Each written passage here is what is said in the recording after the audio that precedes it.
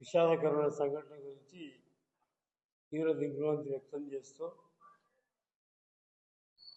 ఆ యాక్సిడెంట్ చేవెళ్ళ నియోజకవర్గంలో చేవెళ్ళ మండలంలో జరగడం మరి దారుణం. మరి ఏది ఏమైనా ప్రమాదం ఎక్కడ జరగాలనేది తెలియదు, కానీ ముఖ్యంగా ఈ రోడ్డు ఎన్జిటిలో కేసు ఉండడం వల్ల, పని జరగకపోవడం వల్ల రోడ్డు ఇబ్బందిగా ఉన్నమాట వాస్తవం. మరి రోడ్డు 2005లో అప్పటి కాంగ్రెస్ ప్రభుత్వం రాజశేఖర రెడ్డి గారు ముఖ్యమంత్రిగా ఉన్నప్పుడు ఆలూరులో ఉపాధి హామీ పథకం ప్రవేశపెట్టడానికి భారత ప్రధాని మన్మోహన్ సింగ్ గారు వచ్చినప్పుడు మరి అప్పుడు ఈ రోడ్డు గురించి ప్రపోజల్ పెట్టడం జరిగింది. అప్పటి నుంచి కిరణ్ కుమార్ రెడ్డి గారు ముఖ్యమంత్రి ఉన్నప్పుడు ఆ రోజు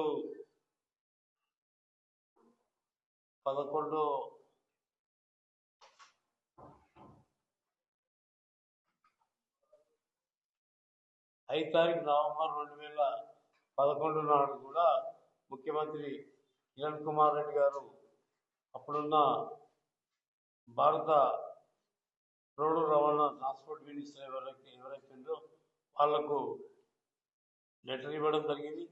దాని తర్వాత కూడా ప్రవేశపెట్టడం జరిగింది.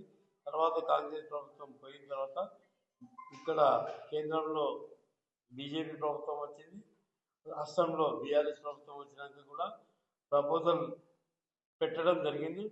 తర్వాత శాంక్షన్ వచ్చిన తర్వాత శాంక్షన్ కూడా అప్పుడున్న ప్రభుత్వం లోపలనే మంజూరు వచ్చిన తర్వాత ఎన్జిటీల ఎవరైతే పర్యావరణ ప్రేమికులు ఎవరైతే ఉన్నారో వాళ్ళందరూ కూడా ఎన్జిటీల కేసు వేయడం వల్ల మరి ఇప్పటిదాకా జాప్యం జరగడం జరిగింది. దాని దగ్గర ఆ రోడ్డు దగ్గరికి పోకుండా మరి చాలా నేషనల్ 163 NH రోడ్డు, జాతీయ రహదారి హైదరాబాద్ టు బీజాపూర్ వరకు ఉన్నటువంటి రోడ్లు మంజూరు చేయడం జరిగింది. ఇక్కడ కేసు వేయడం, ఎన్జిటీలో కేసు వేయడం వల్ల బీజాపూర్ నుంచి మన్నెగూడ వరకు అయితే రోడ్ కంప్లీట్ అయిపోయింది. మన్నెగూడ నుంచి అప్ప జంక్షన్ వరకు 46 కిలోమీటర్ల రోడ్డు ఈ బనియన్ ట్రీ వల్ల ఆగిపోవడం జరిగింది.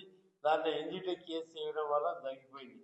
దీనికి అన్ని ప్రభుత్వాలు కూడా ప్రపోజల్ పంపిస్తున్నాయి. మరి కాలక్రమేణా బీఆర్ఎస్ ప్రభుత్వం, బీజేపీ ప్రభుత్వం మంజూరు చేసిందన్నమాట. బీజేపీ చేసినప్పుడు కూడా ఎన్జిటీల కేసు ఉండడం వల్ల బీఆర్ఎస్ కూడా ప్రయత్నం చేసింది. ఇప్పుడు రేవంత్ రెడ్డి ముఖ్యమంత్రి అయిన తర్వాత కూడా దానికి ఎప్పటికప్పుడు పర్యవేక్షిస్తూ అయితే 4 కాన్స్టిట్యూన్సీలు మరి 4-5 కాన్స్టిట్యూన్సీలు పరిగి, వికారాబాద్, చేవెళ్ళ, తాండూరు, కొడంగల్ కాన్స్టిట్యూన్సీకి ప్రధానమైన రహదారి ఇదే. కాబట్టి ఈ రోడ్డు గురించి ముఖ్యమంత్రి గారు అనేక దఫాలుగా మరి కేంద్రంలో ఉన్నటువంటి అందరి నిపుణులతో సంప్రదింపులు చేస్తూ నేషనల్ హైవేతో ఎన్జిటీతో మరి పర్యవేక్షణ చేస్తూ ఎప్పటికప్పుడు ఈ రోడ్డు చేయాలన్న సంకల్పంతో పనిచేస్తున్నటువంటి మాట వాస్తవం. దానికి సీఎం కృషి వల్ల మరి ఇక్కడ ఎన్జిటీలు ఎవరైతే కేసేసిండ్రో వాళ్ళతో కూడా అనేక సార్లు మీటింగ్ పెట్టడం జరిగింది. అనేక సార్లు సమావేశాలు ఏర్పాటు చేసి వాళ్ళని కన్విన్స్ చేయడానికి ప్రయత్నం చేసి మొన్ననే మరి వాళ్ళతో కూడా మీటింగ్లో పాల్గొంటున్నటువంటి సందర్భాలు కూడా ఉన్నాయి.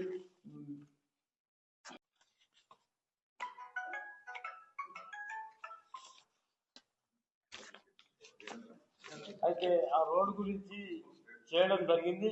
46 కిలోమీటర్లు ఏదైతే ఉన్నాయో ఆ 46 కిలోమీటర్కి తప్పకుండా ప్రభుత్వం మన అక్టోబరు పని కూడా స్టార్ట్ చేసుకోవచ్చు అని చెప్పడంతో అదే రోజు పని స్టార్ట్ చేయడం కూడా జరిగింది. కాబట్టి ఈ రోడ్డు ఎన్జిటీ కేసు ఉండడం వల్ల, ఈ జాప్యం వల్ల జరిగినటువంటి రోడ్డు అభివృద్ధి కాకపోవడం వల్ల జరిగినట్టు రోజు కంజెస్టెడ్ ఉండడం వల్ల మరి అభివృద్ధి కాకపోవడం వలన ప్రమాదం జరిగినటువంటి సందర్భం ఉంది.